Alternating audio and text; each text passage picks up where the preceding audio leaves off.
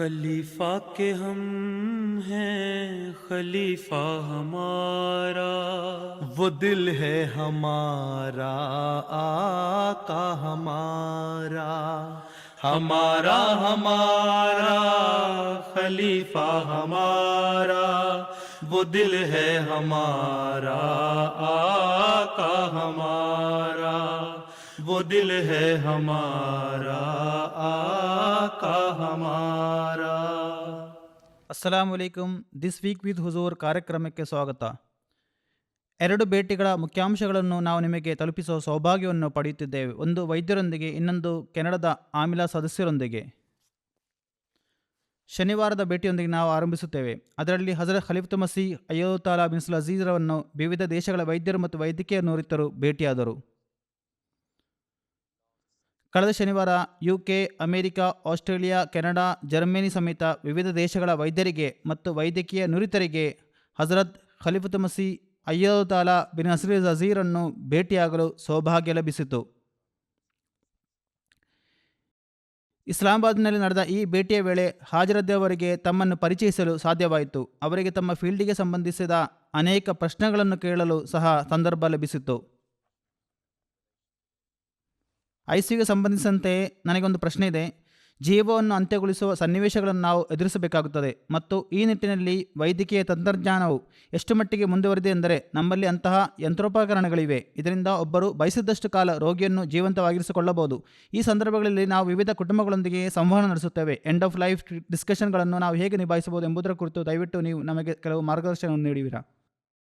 ವೈದ್ಯರು ಆಗಾಗ್ಗೆ ಕೆಲವು ರೋಗಿಗಳಿಗೆ ಮರ್ಸಿ ಕಿಲ್ಲಿಂಗಿನ ದಯಾಮರಣ ಹಾದಿಯನ್ನು ಅನುಸರಿಸಲು ಸಲಹೆ ನೀಡುತ್ತಾರೆ ಮತ್ತು ರೋಗಿಯ ಜೀವನವನ್ನು ಕೊನೆಗೊಳಿಸಲು ಬಯಸುತ್ತಾರೆ. ಆದರೆ ಅಂತಹ ರೋಗಿಯ ಕುಟುಂಬದ ಸದಸ್ಯರು ರೋಗಿಯೊಂದಿಗೆ ಹೆಚ್ಚು ಭಾವನಾತ್ಮಕವಾಗಿ ಬೆಸೆದುಕೊಂಡಿರ್ತಾರೆ ಮತ್ತು ಸಾಧ್ಯವಷ್ಟು ಕಾಲ ರೋಗಿಯನ್ನು ಜೀವಂತವಾಗಿರಲು ಹೇಳುತ್ತಾರೆ. ಮತ್ತು ನಾನು ಸಾಮಾನ್ಯವಾಗಿ ಜನರಿಗೆ ಬರೆಯುವುದು ಏನೆಂದರೆ, ರೋಗಿಯ ಮೆದುಳು ಕಾರ್ಯನಿರ್ವಹಿಸುತ್ತಿದ್ದರೆ ಮತ್ತು ಒಬ್ಬ ವ್ಯಕ್ತಿಗೆ 50% 60% ಉಸಿರಾಡಲು ಸಾಧ್ಯವಾದರೆ ಅಂತಹ ರೋಗಿಯನ್ನು ಯಂತ್ರ ಅಥವಾ ವೆಂಟಿಲೇಟರ್ ಅಥವಾ ಆ ರೀತಿ ಯಾವುದನ್ನಾದರೂ ಬಳಸಲು ಮತ್ತು ಸಾಧ್ಯವಾದಷ್ಟು ಕಾಲ ಬದುಕಲು ಅವಕಾಶ ಕೊಡಿರಿ. ಆದರೆ ರೋಗಿ ಆರೋಗ್ಯ ಸಂಪೂರ್ಣವಾಗಿ ಕೊನೆಗೊಂಡ ನಂತರ ನೀವು ಅಂತಹ ರೋಗಿಯನ್ನು ಅದರಿಂದ ತೆಗೆದುಹಾಕಬಹುದು. ವಾಸ್ತವದಲ್ಲಿ ನೀವು ಕೆಲವು ದಿನಗಳವರೆಗೆ ಅಂತಹ ರೋಗಿಯ ಮೇಲ್ನೋಟ ವಹಿಸಿಕೊಳ್ಳಬಹುದು, ಸಂಪೂರ್ಣವಾಗಿ ಅವರ ಮೆದುಳು ಸತ್ತಿದೆ ಅಥವಾ ಇಲ್ಲವೇ ಎಂಬುದನ್ನು ನಿರ್ಧರಿಸಲಿಕ್ಕಾಗಿ. ಅವನ ಅಥವಾ ಅವಳ ಮೆದುಳು ಸಂಪೂರ್ಣವಾಗಿ ಸತ್ತು ಹೋಗಿದರೆ ಅಂತಹ ರೋಗಿಯನ್ನು ಜೀವಂತವಾಗಿ ಇಟ್ಟುಕೊಳ್ಳುವುದರಲ್ಲಿ ಯಾವುದೇ ಅರ್ಥವಿಲ್ಲ. ಇದರ ಉದ್ದೇಶ ಕೇವಲ ಒಬ್ಬರ ಜೀವಿತಾವಧಿಯನ್ನು ಹೆಚ್ಚಿಸುವುದಲ್ಲ, ಬದಲಿಗೆ ಜೀವನದ ಗುಣಮಟ್ಟವನ್ನು ಸಹ ಮನಸ್ಸಿನಲ್ಲಿಟ್ಟುಕೊಳ್ಳಬೇಕು. ಆದ್ದರಿಂದ ನೀವು ರೋಗಿಯ ಸಂಬಂಧಿಕರನ್ನು ಸಂಪರ್ಕಿಸಿ ನಂತರ ಅವರನ್ನು ಮಿಷನ್ಗಳಿಂದ ತೆಗೆದುಹಾಕಬಹುದು, ಇನ್ನೇನೇ ಮಾಡಬಹುದು. ನಂತರ ನೀವು ಈ ವಿಷಯವನ್ನು ಅಲ್ಲಾಹನಿಗೆ ಬಿಡಬೇಕು. ನಾನು ಸಾಮಾನ್ಯವಾಗಿ ಹೇಳುವುದು ಇದನ್ನೇ, ಪ್ರತಿಯೊಬ್ಬರು ತಮ್ಮದೇ ಆದ ಭಾವನೆಗಳನ್ನು ಹೊಂದಿರುತ್ತಾರೆ ಮತ್ತು ನಿರ್ದಿಷ್ಟ ರೋಗಿಯನ್ನು ನೋಡಿಕೊಳ್ಳುವ ವೈದ್ಯರಿಗೆ ಅತ್ಯುತ್ತಮ ನಿರ್ಧಾರವನ್ನು ತೆಗೆದುಕೊಳ್ಳಲು ಸಾಧ್ಯವಾಗುವುದು. ನಿಮ್ಮ ಪರಿಣತಿಯ ಆಧಾರದ ಮೇಲೆ ನೀವು ಅವರಿಗೆ ನಿಮ್ಮ ವೃತ್ತಿಪರ ವೈದ್ಯಕೀಯ ಸಲಹೆಯನ್ನು ನೀಡಬಹುದು. ಹುಜೂರ್, ನನ್ನ ಪ್ರಶ್ನೆ ಮಾರ್ಗದರ್ಶನ ಮತ್ತು ಶಿಕ್ಷಣದ ಬಗ್ಗೆ. ಮುಂದಿನ ಪೀಳಿಗೆಯ ಅಹಮದಿಯ ಯುವಕರು ಮತ್ತು ಮಕ್ಕಳನ್ನು ವೈದ್ಯಕೀಯ ವೃತ್ತಿಗೆ ಬರಲು ನಾವು ಸರ್ಜನ್ ಮತ್ತು ವೈದ್ಯರೆಂಬ ನೆಲೆಯಲ್ಲಿ ಒಂದು ಗುಂಪಾಗಿ ಅಥವಾ ವೈಯಕ್ತಿಕವಾಗಿ ಹೇಗೆ ತರಬೇತಿ ಮಾರ್ಗದರ್ಶನ ನೀಡಬಹುದು ಮತ್ತು ಪ್ರೇರೇಪಿಸಬಹುದು?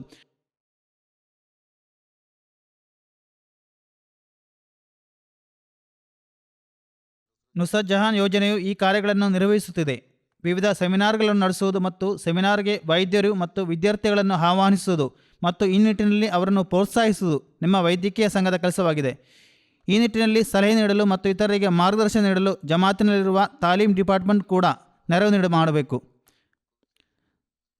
ನೆರವು ಮಾಡಬಹುದಾದ ವಿದ್ಯಾರ್ಥಿ ಸಂಘಗಳು ವಿವಿಧ ಯೂನಿವರ್ಸಿಟಿಗಳಲ್ಲಿ ಇವೆ ಮತ್ತು ನೀವು ಸೆಕೆಂಡರಿ ಸ್ಕೂಲ್ ವಿದ್ಯಾರ್ಥಿಗಳಿಗೆ ಈ ವಿಷಯವಾಗಿ ಆರಂಭದಿಂದಲೇ ಮಾರ್ಗದರ್ಶನ ನೀಡಬಹುದು. ಇದು ಉತ್ತಮವೆಂದು ಹೇಳಿ ಅವರನ್ನು ಈ ಕಡೆಗೆ ಕರೆಯಬಹುದಾಗಿದೆ. ಹೀಗೆ ವೈದ್ಯಕೀಯದಲ್ಲಿ ಆಸಕ್ತಿ ಉಂಟು ಮಾಡಬಹುದು. ಅಷ್ಟೇ, ನೀವು ಬೇರೆ ಏನು ಮಾಡಬಹುದು. ಒಮ್ಮೆ ಒಬ್ಬ ವಿದ್ಯಾರ್ಥಿಯು ಕಾಲೇಜಿಗೆ ಹೋಗಿ 12ನೇ ತರಗತಿಯನ್ನು ಪೂರ್ಣಗೊಳಿಸಿ ಮತ್ತು ತನ್ನ ವೃತ್ತಿಯನ್ನು ಆಯ್ಕೆ ಮಾಡಿಕೊಂಡ ನಂತರ ಅಥವಾ ಕಾನೂನು, ಎಂಜಿನಿಯರಿಂಗ್ ಅಥವಾ ಕಂಪ್ಯೂಟರ್ ವಿಜ್ಞಾನಕ್ಕೆ ಹೋದ ನಂತರ, ಈ ದಿನಗಳಲ್ಲಿ ಕಂಪ್ಯೂಟರ್ ವಿಜ್ಞಾನವು ಜನಪ್ರಿಯತೆಯನ್ನು ಗಳಿಸುತ್ತಿದೆ, ಜನರ ತಲೆಕೆಡಿಸಿದೆ. ಆದ್ದರಿಂದ ವಿದ್ಯಾರ್ಥಿಗಳು ಆ ವಯಸ್ಸನ್ನು ತಲುಪುವ ಮೊದಲು ಅವರಿಗೆ ಕೌನ್ಸಿಲಿಂಗ್ ನೀಡಬೇಕು. ಇದಕ್ಕಾಗಿ ನಿಮ್ಮ ಜಮಾತಿನ ತಾಲೀಮ್ ಸೆಕ್ರೆಟರಿ ಯುವಕರಿಗೆ ಸಲಹೆ ನೀಡಲು ಮತ್ತು ಮಾರ್ಗದರ್ಶನ ನೀಡಲು ಮತ್ತು ಇದಕ್ಕೆ ಸಂಬಂಧಿಸಿ ಮೀಟಿಂಗ್ ಮತ್ತು ಸೆಮಿನಾರ್ಗಳನ್ನು ನಡೆಸಲು ವೈದ್ಯಕೀಯ ಸಂಘದೊಂದಿಗೆ ಸಹಕರಿಸಬೇಕು. ನಿಮ್ಮ ಕೆಲಸದ ಬಗ್ಗೆ ಅವರಿಗೆ ಕಲಿಸಿರಿ ಮತ್ತು ಕಾರ್ಯಕ್ರಮಗಳನ್ನು ನಡೆಸಿರಿ. ಇದು ನೀವು ಮಾಡಬೇಕಾದ ಕೆಲಸವಾಗಿದೆ. ಈ ಬಗ್ಗೆ ನಾನು ನಿರಂತರವಾಗಿ ಹೇಳುತ್ತಿರುತ್ತೇನೆ.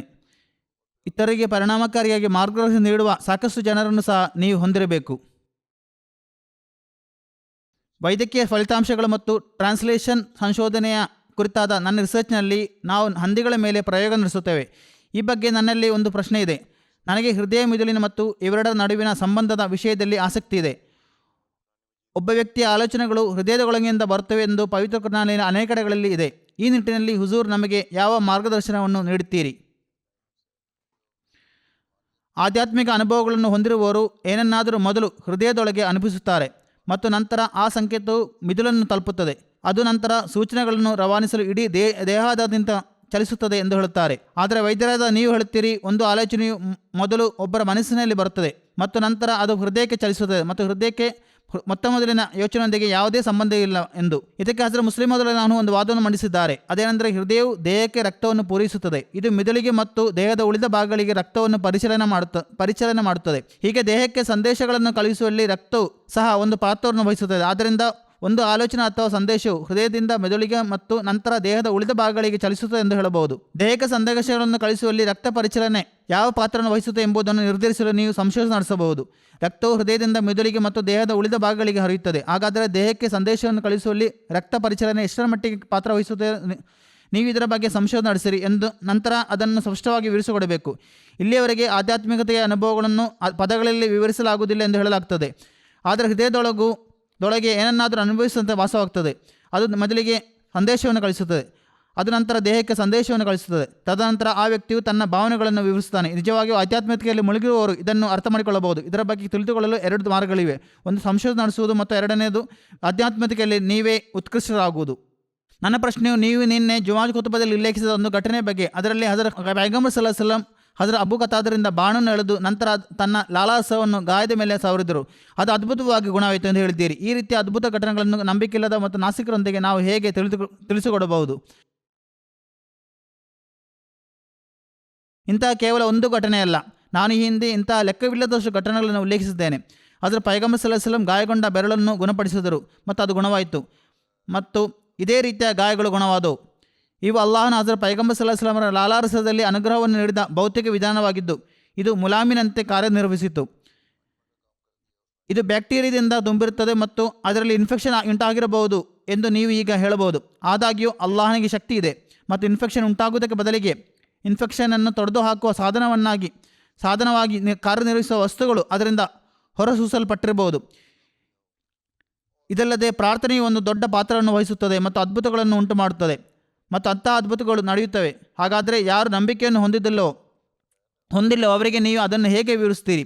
ನಾನು ಈಗಷ್ಟೇ ಹೇಳಿದಂತೆ ಹೃದಯದಿಂದ ಮೆದುಳಿಗೆ ಕಳುಹಿಸಲಾದ ಸಂದೇಶಗಳ ನಡುವಿನ ಸಂಪರ್ಕವನ್ನು ಕಂಡುಹಿಡಿಯಲು ಸಾಧ್ಯವಾಗದಂತೆ ಅದೇ ರೀತಿಯಲ್ಲಿ ಜನರು ಈ ವಿಷಯಗಳ ಜಟಿಲತೆಗಳನ್ನು ಅರ್ಥ ಮಾಡಿಕೊಳ್ಳಲು ಸಾಧ್ಯವಾಗುವುದಿಲ್ಲ. ಹೇಗಾದರೂ ಈ ಘಟನೆ ಸಂಭವಿಸಿದೆ ಮತ್ತು ಜನರು ಅದು ಸಂಭವಿಸುವಂತೆ ಹೇಳಿದ್ದಾರೆ. ಅನೇಕ ಜನರು ತಮ್ಮ ಕಾಲು ಮುರಿಯಿತು ಅಥವಾ ಅವರ ಮೂಳೆ ಮುರಿಯಿತು ಮತ್ತು ಹಜರತ್ ಪೈಗಂಬರ್ ಸಲ್ಲಲ್ಲಾಹು ಅಲೈಹಿ ವಸಲ್ಲಂ ಅದನ್ನು ಸರಿಪಡಿಸಿ ಅಲ್ಲಿ ತನ್ನ ಲಾಲಾರಸವನ್ನು ಸವರಿದರು ಮತ್ತು ಅದು ಗುಣವಾಯಿತು ಎಂದು ಹೇಳಿದ್ದಾರೆ. ಅಥವಾ ಹಜರತ್ ಪೈಗಂಬರ್ ಸಲ್ಲಲ್ಲಾಹು ಅಲೈಹಿ ವಸಲ್ಲಂ ಗಾಯದ ಮೇಲೆ ಊದಿದರು ಅಥವಾ ಪ್ರಾರ್ಥಿಸಿದರು ಅಥವಾ ಅದನ್ನು ಹಿಡಿದಾಗ ಮೂಳೆ ಸರಿಯಾಯಿತು. ಆದ್ದರಿಂದ ಜಗತ್ತಿನಲ್ಲಿ ಅದ್ಭುತಗಳು ನಡೆಯುತ್ತವೆ, ಅವು ಎಂದಿಗೂ ಸಂಭವಿಸುತ್ತದೆ. ಜನರು ಈ ಸಾಮಾನ್ಯವಾಗಿ ಇಂತಹ ಘಟನೆಗಳು ಸಂಭವಿಸುವಂತೆ ಹೇಳುತ್ತಾರೆ, ಆದರೆ ಅದು ಹೇಗೆ ಸಂಭವಿಸುವುದು ಎಂಬುದು ನಮಗೆ ತಿಳಿದಿಲ್ಲ. ಆದಾಗ್ಯೂ ಇದು ಪ್ರಾರ್ಥನೆ ಮೂಲಕ ಸಂಭವಿಸುವುದು. ಪ್ರಾರ್ಥನೆಯಲ್ಲಿ ನಮಗೆ ಸಂಪೂರ್ಣ ನಂಬಿಕೆ ಇದೆ. ಕೆಲವೊಮ್ಮೆ ಅವು ಪ್ರಾರ್ಥನೆಗಳಿಲ್ಲದೆ ಸಂಭವಿಸಬಹುದು ಮತ್ತು ಅಲ್ಲಾಹನು ಯಾರಿಗಾದರೂ ಆರೋಗ್ಯವನ್ನು ನೀಡುತ್ತಾನೆ. ಹೀಗಾಗಿ ಇಂತಹ ಘಟನೆಗಳು ನಡೆಯುತ್ತಲೇ ಇರ್ತವೆ. ಇದಕ್ಕೆ ವ್ಯಕ್ತಿಗವಾಗಿ ಸಾಕ್ಷಿಯಾಗಿರುವವರು ಮಾತ್ರ ಹೇಳಬಹುದು ಮತ್ತು ಅದು ಸಂಭವಿಸಿದೆ ಎಂದು ಅವರು ಹೇಳಿದರೆ ಅದು ಸಂಭವಿಸುವುದು ಅಷ್ಟೇ. ಅವು ಇಂದಿಗೂ ಕೆಲವೊಮ್ಮೆ ಸಂಭವಿಸುತ್ತದೆ, ಕೆಲವೊಮ್ಮೆ ನಡೆಯುವುದು ಎಂದು ಯಾವುದೇ ಭರವಸೆ ಇಲ್ಲದ ಸಂದರ್ಭಗಳು ಇರುತ್ತವೆ. ಅದರ ಪೈಗಂಬರ್ ಸಲ್ಲಲ್ಲಾಹು ಅಲೈಹಿ ವಸಲ್ಲಂ ಬಹಳ ಉನ್ನತವಾದ ಪದವಿಯಾಗಿದೆ. ಅದರ ಮಸೀಹ್ ಇಸ್ಲಾಮರ ಕಾಲದಲ್ಲಿ ಅವರು ಪ್ರಾರ್ಥಿಸುತ್ತಿದ್ದರು, ಯಾರಾದರೊಬ್ಬರ ಮೇಲೆ ತನ್ನ ಕೈಗಳನ್ನು ಇರಿಸುತ್ತಿದ್ದರು ಮತ್ತು ಅವರು ಗುಣಮುಖವಾಗುತ್ತಿದ್ದರು. ಮತ್ತು ಇದೇ ರೀತಿಯಲ್ಲಿ ಸಾತ್ವಿಕರಾದ ಕೆಲವು ವ್ಯಕ್ತಿಗಳ ಘಟನೆಗಳು ಕೂಡ ಇದೆ. ಅವರು ತಮ್ಮ ಕೈಯನ್ನು ಯಾರಾದರೊಬ್ಬರ ಮೇಲೆ ಇರಿಸುತ್ತಿದ್ದರು, ಪ್ರಾರ್ಥಿಸುತ್ತಿದ್ದರು ಮತ್ತು ಆ ವ್ಯಕ್ತಿ ಗುಣಮುಖವಾಗ್ತಿದ್ದರು. ಯಾವುದೇ ಔಷಧಿಗಳಿಲ್ಲದೆ ಅವರನ್ನು ಗುಣಪಡಿಸಲಾಗುತ್ತಿತ್ತು. ಕೆಲವೊಮ್ಮೆ ಒಬ್ಬ ವ್ಯಕ್ತಿಗೆ ಯಾವುದಾದ್ರೂ ಒಂದರ ಮೇಲೆ ದೃಢ ವಿಶ್ವಾಸ ಇರುತ್ತದೆ, ಅದು ಮಾನಸಿಕವಾಗಿ ವ್ಯಕ್ತಿಯ ಮೇಲೆ ಪರಿಣಾಮ ಬೀರುತ್ತದೆ. ಹೀಗೆ ವಿವಿಧ ಸನ್ನಿವೇಶಗಳಿರುತ್ತವೆ. ಇನ್ವಿಟೇಷನ್ ಟು ಅಹ್ಮದಿ ತಮ್ಮ ಗ್ರಂಥದಲ್ಲಿ ಕೊನೆಗಾಲದ ಚಿಹ್ನೆಗಳಲ್ಲಿ ಒಂದು ಹಠಾತ್ ಸಾವಿನ ಘಟನೆಗಳು ಹೆಚ್ಚಾಗುವುದು ಎಂದು ಉಲ್ಲೇಖಿಸಲಾಗಿದೆ. ಅದಕ್ಕೆ 2 ಕಾರಣಗಳನ್ನು ಹೇಳಲಾಗಿದೆ. ಮೊದಲನೆಯದು ಮದ್ಯಪಾನ ಮತ್ತು ಎರಡನೆಯದು ಅತಿಯಾದ ಕೆಲಸ ಮತ್ತು ಒತ್ತಡದಿಂದ ನರಗಳ ದೌರ್ಬಲ್ಯ. ಈ ಬಗ್ಗೆ ವೈದ್ಯರು ಅಥವಾ ಖುದ್ದಾಮ್ ಆಗಿ ನಾವು ಈ ನರಗಳಿಗೆ ಸಂಬಂಧಪಟ್ಟು ಹೇಗೆ ಕೆಲಸ ಮಾಡಬಹುದು ಎಂಬುದರ ಬಗ್ಗೆ ಹುಜೂರ್ ಅನ್ವರ್ ಮಾರ್ಗದರ್ಶನವೇನು? ಮದ್ಯಪಾನಕ್ಕೆ ಸಂಬಂಧಿಸಿದಂತೆ ಪ್ರತಿದಿನ 1 ಪೆಗ್ ಅಥವಾ 1 ಲೋಟ ಮದ್ಯಪಾನ ಕುಡಿದರೆ ಯಾವುದೇ ಹಾನಿಯಿಲ್ಲ ಎಂದು ಅವರು ಈ ಹಿಂದೆ ಹೇಳುತ್ತಿದ್ದರು. ಆದರೆ ಈಗ ಕೆಲವು ವಾರಗಳು ಅಥವಾ ತಿಂಗಳುಗಳ ಹಿಂದೆ ಹೊಸ ಸಂಶೋಧನೆ ನಡೆಯಿತು. ಅದರಲ್ಲಿ ನೀವು ಒಂದು ಲೋಟವನ್ನು ಕೂಡ ಕುಡಿಯಬಾರದು ಎಂದು ಹೇಳಲಾಗಿದೆ. ಇದು ಕೂಡ ನರಗಳ ಮೇಲೆ ಪರಿಣಾಮ ಬೀರುತ್ತಂದು ಬರೆಯಲಾಗಿದೆ. ಆದ್ದರಿಂದ ನರಗಳ ದೌರ್ಬಲ್ಯ ಉಂಟಾಗುತ್ತೆ ಎಂದು ಅವರು ತಮ್ಮ ಸ್ವಂತ ಸಂಶೋಧನೆಯಿಂದ ಸಾಬೀತುಪಡಿಸಿದ್ದಾರೆ. ಆದ್ದರಿಂದ ಅವರ ಸಂಶೋಧನೆ ಇನ್ನಷ್ಟು ನಡೆಯುವಾಗ ಈ ವಸ್ತುಗಳು ಹಾನಿಕಾರಕವೆಂದು ಅವರಿಗೆ ಕೊನೆಗೆ ಘೋಷಿಸಬೇಕಾಗುವುದು. ಇದರಿಂದ ಒತ್ತಡವು ಹುಟ್ಟುತ್ತದೆ ಅಲ್ಲವೇ? ನೀವು ಬಲವಾದ ನರಗಳನ್ನು ಹೊಂದಿದ್ದರೆ ಯಾರೂ ಸಣ್ಣ ವಿಷಯಗಳಿಗೆ ಗಮನ ಕೊಡುವುದಿಲ್ಲ. ಮತ್ತೊಬ್ಬ ವ್ಯಕ್ತಿ ಒತ್ತಡಕ್ಕೆ ಒಳಗಾಗುವಾಗ ಮುಂದಿನ ಪರಿಣಾಮವೆಂದರೆ ಆತನು ಸಂಪೂರ್ಣ ಖಿನ್ನತೆಗೆ ಒಳಗಾಗುತ್ತಾನೆ. ಆದ್ದರಿಂದ ಇದು ಸುತ್ತಲೂ ನಡೆಯುವ ವಿಷವರ್ತುಲವಾಗಿದೆ ಮತ್ತು ಇದು ಲೌಕಿಕ ಜನರೆಡೆಯಲ್ಲಿ ಪ್ರಚಲಿತವಾಗಿದೆ ಅಲ್ಲವೇ? ಅದಕ್ಕಾಗಿ ಹೃದಯದ ಸಂತೃಪ್ತಿಯನ್ನು ಪಡೆಯಬೇಕಾದರೆ ಸಜ್ಜನರು ಅಲ್ಲಾಹನನ್ನು ಸ್ಮರಿಸಬೇಕು ಎಂದು ಅಲ್ಲಾಹನು ಹೇಳಿದ್ದಾನೆ. ನಿಮ್ಮ ಹೃದಯದ ಸಂತೃಪ್ತಿಗಾಗಿ ಅಲ್ಲಾಹನನ್ನು ಸ್ಮರಿಸಿರಿ. ನೀವು ಈ ಹಾನಿಕಾರಕ ವಸ್ತುಗಳಿಂದ ದೂರವಿರಲು ಪ್ರಯತ್ನಿಸಿದರೆ ಅದು ಒಳ್ಳೆಯದು. ಇಂದು ಈ ದಿನಗಳಲ್ಲಿ ಕ್ಸೆನೋಸ್ ಟ್ರಾನ್ಸ್ಪ್ಲಾಂಟ್ ಮಾಡುವ ರೂಢಿ ವರ್ಧಿಸುತ್ತಿದೆ. ಇದರಲ್ಲಿ ವಿವಿಧ ಪ್ರಾಣಿಗಳ ಅಂಗಗಳನ್ನು ಮನುಷ್ಯರಿಗೆ ಟ್ರಾನ್ಸ್ಪ್ಲಾಂಟ್ ಅಥವಾ ಕಸಿ ಮಾಡಲಾಗ್ತದೆ. ಈ ಬಗ್ಗೆ ಹುಜೂರರ ಅಭಿಪ್ರಾಯವೇನು? ಮಾನವ ಜೀವನ ಉಳಿಸಲು ಇದನ್ನು ಬಳಸಿದರೆ ಅದು ಬಹಳ ಒಳ್ಳೆಯ ವಿಷಯ. ಹಂದಿಯ ಹೃದಯವನ್ನು ಬಳಸಬಾರದು ಎಂದು ಜನರು ಹೇಳುತ್ತಾರೆ. ಅದನ್ನು ನಿಜವಾಗಿ ಬಳಸಬಹುದಾದರೆ ಅದನ್ನು ಬಳಸುವುದರಲ್ಲಿ ಯಾವುದೇ ಹಾನಿಯಿಲ್ಲ. ಮಾನವ ಜೀವವನ್ನು ಉಳಿಸಲು ಇದನ್ನು ಬಳಸಬಹುದಾದರೆ ಏನು ಬೇಕಾದರೂ ಬಳಸಬಹುದು. ಸಾಯುವುದರಿಂದ ಬಚಾವಾಗಲು ಹಂದಿಗಳ ಮಾಂಸವನ್ನು ತಿನ್ನಲು ಅನುಮತಿ ಇರುವುದಾದರೆ ಇಲ್ಲಿಯೂ ಅದೇ ರೀತಿಯಲ್ಲಿ ಆಗಬಹುದು. ಅಲ್ಲಾಹನ ಒಂದು ಉದಾಹರಣೆಯನ್ನು ತೋರಿಸಿ ನಮಗೆ ಮಾರ್ಗದರ್ಶನವನ್ನು ನೀಡಿದ್ದಾನೆ. ಆದ್ದರಿಂದ ಅದಕ್ಕೆ ಅನುಗುಣವಾಗಿ ವರ್ತಿಸಿರಿ. ಬೇಕಾದರೆ ಸಿಂಹದ ಹೃದಯವನ್ನು ಅಳವಡಿಸಿರಿ.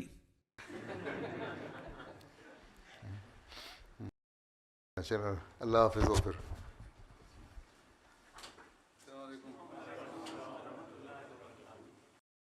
ಮರುದಿನ ಭಾನುವಾರ ಅಹಮದಿಯ ಜಮಾತ್ ಕೆನಡಾದ ಮಜ್ಲಿಸ್ ಅಮೀರರಿಗೆ ಹಜರತ್ ಖಲೀಫತ್ ಮಸೀಹ್ ಅಯ್ಯುಲ್ ತಾಲಾ ಮಿಸ್ಲ್ ಅಜೀರನ್ನು ಭೇಟಿಯಾಗುವ ಸೌಭಾಗ್ಯ ಲಭಿಸಿತು. UK ಇಸ್ಲಾಮಿನಲ್ಲಿ ನಡೆದ ಈ ಭೇಟಿಗಾಗಿ ಆಮಿರ ಸದಸ್ಯರು ವಿಶೇಷವಾಗಿ ಪ್ರಯಾಣಿಸಿದರು. ಹಜರತ್ ಅಮೀರುಲ್ ಮೊಮಿನ್ ಅಯ್ಯುಲ್ ತಾಲಾ ಮಿಸ್ಲ್ ಅಜೀರ್ ಅವರ ನೇತೃತ್ವದಲ್ಲಿ ಮೌನ ಪ್ರಾರ್ಥನೆಯೊಂದಿಗೆ ಮುಲಾಖಾತ್ ಪ್ರಾರಂಭವಾಯಿತು. ಅನಂತರ ಹಜರತ್ ಖಲೀಫತ್ ಮಸೀಹ್ ಎಲ್ಲ ಆಮಿರ ಸದಸ್ಯರಿಗೆ ಅವರ ಪಾತ್ರ ಮತ್ತು ಜವಾಬ್ದಾರಿಗಳ ಬಗ್ಗೆ ತಿಳಿಸಿಕೊಟ್ಟರು. ನ್ಯಾಷನಲ್ ತಬ್ಲೀಗ್ ಸೆಕ್ರೆಟರಿಯೊಂದಿಗೆ ಮಾತನಾಡುತ್ತಾ ಹುಜೂರ್ ತಬ್ಲೀಗ್ ಪ್ರಯತ್ನಗಳನ್ನು ಮತ್ತಷ್ಟು ವಿಸ್ತರಿಸಲು ಅವರಿಗೆ ಮಾರ್ಗದರ್ಶನ ನೀಡಿದರು. ನಿಮ್ಮ ಸಂಪರ್ಕಗಳ ಮತ್ತು ಅಸೋಸಿಯೇಷನ್ನ ನೆಟ್ವರ್ಕನ್ನು ವಿಸ್ತರಿಸಿರಿ. ಇದರಿಂದ ಯಾರಾದರೂ ಬಯತ್ ಮಾಡಲೇಬೇಕೆಂದೇನಿಲ್ಲ. ಕನಿಷ್ಠ ನೈಜ ಇಸ್ಲಾಂ ಅಹಮದಿತನ ಸಂದೇಶವನ್ನು ಮುಸ್ಲಿಮರು ಮತ್ತು ಮುಸ್ಲಿಮೇತರಿಗೆ ಸಮಾನವಾಗಿ ಪರಿಚಯಿಸಿಕೊಡಬೇಕು. ಅನಂತರ ಇನ್ಶಾ ಅಲ್ಲಾ ಸೂಕ್ತ ಸಮಯ ಬರುವಾಗ ಬದಲಾವಣೆಗಳು ಉಂಟಾಗುವವು. ಆದರೆ ಈಗ ತಬ್ಲೀಗಿನ ಪ್ರಯತ್ನಗಳು ಮತ್ತು ನಿಮ್ಮ ದೇಶದಲ್ಲಿ ಅದು ಯಾವ ಮಟ್ಟದಲ್ಲಿ ಬೇಕಾಗಿತ್ತೋ ಹಾಗೆ ಆಗಿಲ್ಲ. ಒಂದು ಪ್ರದೇಶ ಅಥವಾ ನಗರದ ಉದಾಹರಣೆಯನ್ನು ನೀಡಲು ನಿಮಗೆ ಸಾಧ್ಯವಾಗಬಹುದು, ಆದರೆ ಇತರ ಜಾಗದಲ್ಲಿ ಅದನ್ನು ಮಾಡಲು ನಿಮಗೆ ಸಾಧ್ಯವಾಗುತ್ತಿಲ್ಲ. ಜಮಾತುಗಳು ಉತ್ತಮ ರೀತಿಯಲ್ಲಿ ಇರುವ ದೊಡ್ಡ ನಗರಗಳಲ್ಲಿ ಕ್ಯಾಲ್ಗರಿಯಲ್ಲಿ ಇಷ್ಟು ಸಂಖ್ಯೆಯಲ್ಲಿ ಜನರು ಹಾಜರಾಗಿದ್ದರು ಅಥವಾ ಟೊರೊಂಟೊದಲ್ಲಿ ಇಷ್ಟು ಸಂಖ್ಯೆಯಲ್ಲಿ ಜನರು ಬಂದರು ಎಂದು ನೀವು ಹೇಳಬಹುದಾಗಿದೆ. ಆದರೆ ಅವರಲ್ಲಿ ಹೆಚ್ಚಿನವರು ನಿಮ್ಮ ಬಗ್ಗೆ ಮೊದಲೇ ತಿಳಿದವರಾಗಿರುತ್ತಾರೆ ಮತ್ತು ವಾರ್ತಾಪತ್ರಿಕೆಗಳಿಂದ ಸ್ವಲ್ಪ ಪ್ರಚಾರ ಸಿಗುತ್ತದೆ ಮತ್ತು ಇತರ ಪರಿಣಾಮವಾಗಿ ಜನರಿಗೆ ಜಮಾತಿನ ಬಗ್ಗೆ ಗೊತ್ತಾಗಿದೆ. ಆದರೆ ಬೇರೆ ಕಡೆಗಳಲ್ಲಿ ಸ್ಥಿತಿ ಆಗೇ ಇಲ್ಲ. ಈ ಕೆಲಸಗಳಿಗೆ ಸಂಬಂಧಪಟ್ಟು ನೀವು ನೋಡಬೇಕು ಮತ್ತು ಅದಕ್ಕೆ ಅನುಗುಣವಾಗಿ ಯೋಜನೆಗಳನ್ನು ರೂಪಿಸಬೇಕು. ನೀವು ಹಳೆಯ ವಿಧಾನಗಳನ್ನು ಬಳಸಬೇಕಾಗಿಲ್ಲ. ಹೊಸ ಮಾರ್ಗಗಳನ್ನು ಅನ್ವೇಷಿಸಿರಿ. ಹೊಸ ಜನರನ್ನು ಕೇಳಿರಿ. ಯುವಕರನ್ನು ತಬ್ಲೀಗಿನ ಹೊಸ ಮಾರ್ಗಗಳ ಬಗ್ಗೆ ಕೇಳಿರಿ. ಇದಲ್ಲದೆ ಸಾಮಾಜಿಕ ವಿಷಯಗಳ ಅರಿವು ಹೊಂದಿರುವ ಜನರನ್ನು ನಿಮ್ಮ ತಂಡದಲ್ಲಿ ಸೇರಿಸಿಕೊಳ್ಳಿರಿ ಮತ್ತು ತಬ್ಲೀಗಾಗಿ ನಿಮ್ಮ ವ್ಯಾಪ್ತಿಯನ್ನು ಹೇಗೆ ವಿಸ್ತರಿಸಬಹುದು ಎಂದು ಅವರೊಡನೆ ಕೇಳಿರಿ.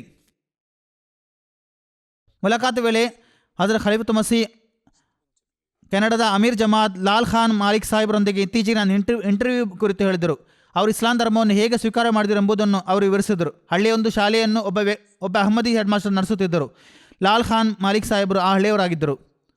ಅದು ಒಳ್ಳೆಯ ಶಾಲೆ ಆಗಿತ್ತು ಅಥವಾ ಅದರ ಹೆಡ್ ಮಾಸ್ಟರ್ ಅಹಮದಿ ಆಗಿದ್ದರಿಂದ ಆ ಸ್ಕೂಲ್ ಉತ್ತಮವಾಗಿತ್ತು ಅಲ್ಲವೇ? ಹೌದು. ಅವರು ಚೌಧರಿ ಬಶೀರ್ ಸಾಹೇಬರಾಗಿದ್ದರು. ಅಲ್ಲಾಹನ ಪದವಿಗಳನ್ನು ಉನ್ನತಗೊಳಿಸಲಿ.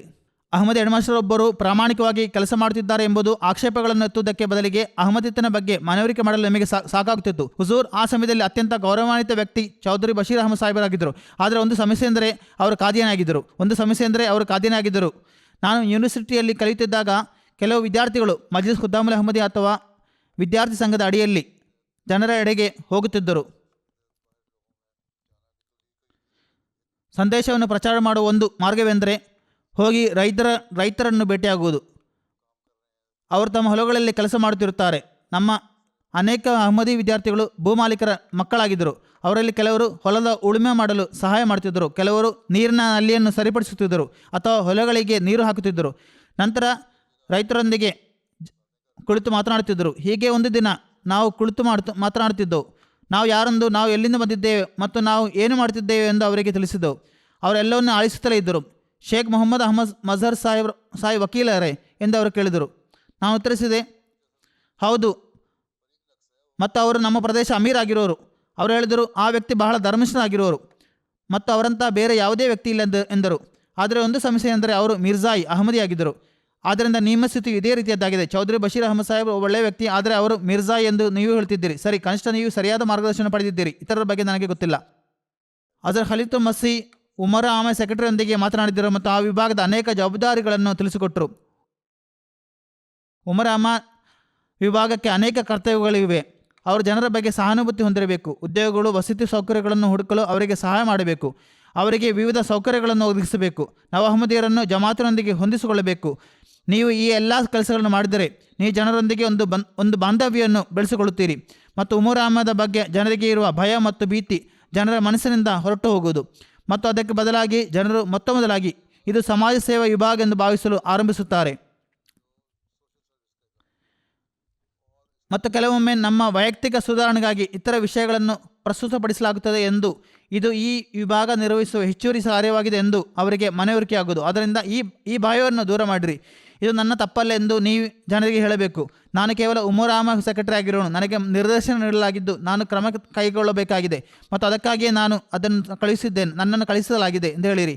ನೀವು ಅದನ್ನು ಒಪ್ಪಿಕೊಂಡರೆ ನೀವು ಜಮಾತ್ ವ್ಯವಸ್ಥೆಯನ್ನು ಪಾಲಿಸುತ್ತಿರುವುದರಿಂದ ಅದು ಪ್ರಯೋಜನಕಾರಿ ಆಗುತ್ತದೆ ಎಂದು ಹೇಳಿರಿ ಮತ್ತು ಅದರ ಪರಿಣಾಮವಾಗಿ ನೀವು ಯಾವುದೇ ರೀತಿಯಲ್ಲಿ ನಷ್ಟವನ್ನು ಅನುಭವಿಸಿದರೆ ಅಲ್ಲಾಹನು ಆ ನಷ್ಟವನ್ನು ಬೇರೆ ರೀತಿಯಲ್ಲಿ ಸರಿದೂಗಿಸುವನೆಂದು ಹೇಳಿರಿ. ನೀವು ಇದನ್ನು ಜನರಿಗೆ ಶಾಂತವಾಗಿ ಮತ್ತು ಪ್ರೀತಿಯಿಂದ ವಿವರಿಸಿದರೆ ಜನರು ಅದನ್ನು ಅರ್ಥ ಮಾಡಿಕೊಳ್ಳುತ್ತಾರೆ ಮತ್ತು ಅನೇಕರು ಕೇಸಿನ ತೀರ್ಪನ್ನು ಒಪ್ಪಿಕೊಳ್ಳುವರು ಮತ್ತು ಅವರು ಒಂದು ವೇಳೆ ತೀರ್ಪನ್ನು ವಿರೋಧಿಸಿದರೂ ಕನಿಷ್ಠ ಪಕ್ಷ ಅವರು ನಿಮ್ಮ ವಿರುದ್ಧವಾಗಿರುವುದಿಲ್ಲ ಮತ್ತು ಉಮರ್ ಅಹಮದ್ ವಿಭಾಗದ ವಿರುದ್ಧ ಕುಂದುಕೊರತೆಗಳನ್ನು ಹೇಳಲಾರರು. ಉಮರ್ ಅಹಮದ್ ವಿಭಾಗದವರಿಗೆ ಸಹನೆ ಮತ್ತು ತಾಳ್ಮೆ ಅಗತ್ಯ. ಈಗ ನಿಮಗೆ ವಯಸ್ಸೆಷ್ಟು? 85. ನನಗೆ 82 ವರ್ಷ.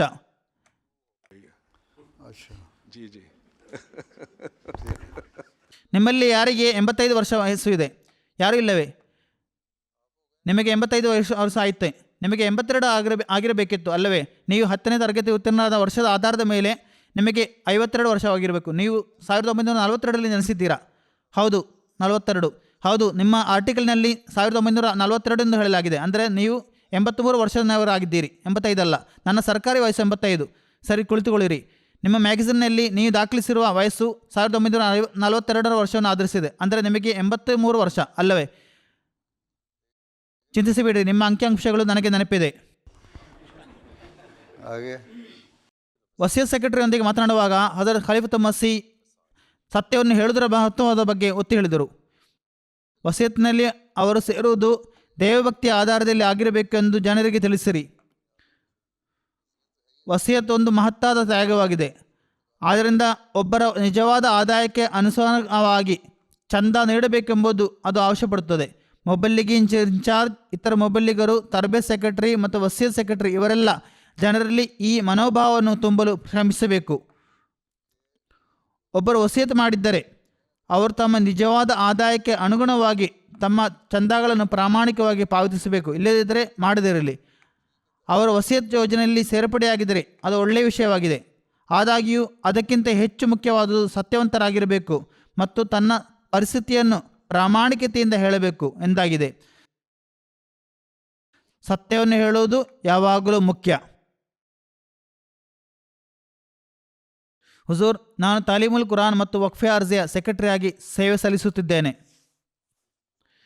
ವಾರದಲ್ಲಿ ಒಂದು ನಿರ್ದಿಷ್ಟ ಸಮಯವನ್ನು ಮೀಸಲಿಡಲು ಜನರನ್ನು ಪ್ರೋತ್ಸಾಹಿಸಿರಿ. ವಿವಿಧ ಜಮಾತುಗಳಿಗೆ ಹೋಗಿ ಪವಿತ್ರ ಕುರಾನನ್ನು ಕಲಿಸಿರಿ ಮತ್ತು ಪವಿತ್ರ ಕುರಾನ್ ನೀವು ಪಾರಾಯಣ ಮಾಡಿರಿ ಮತ್ತು ಕಲಿಯಿರಿ. ನೀವು ನಿಮ್ಮ ಗಮನವನ್ನು ದುವಾ ಮತ್ತು ಸುಧಾರಣೆತ್ತ ತಿರುಗಿಸಿದರೆ ನಿಮ್ಮ ಅನೇಕ ಸಮಸ್ಯೆಗಳು ಪರಿಹಾರವಾಗುವುದು ಇನ್ಶಾ ಅಲ್ಲಾ.